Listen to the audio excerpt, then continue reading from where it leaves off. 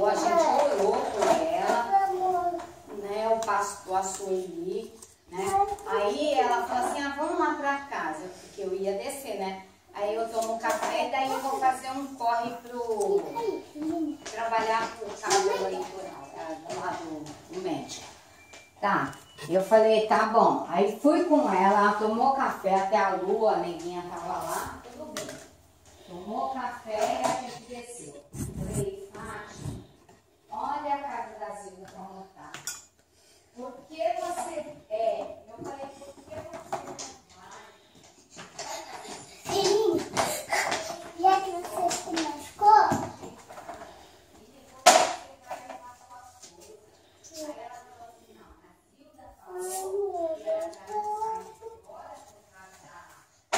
Não é possível.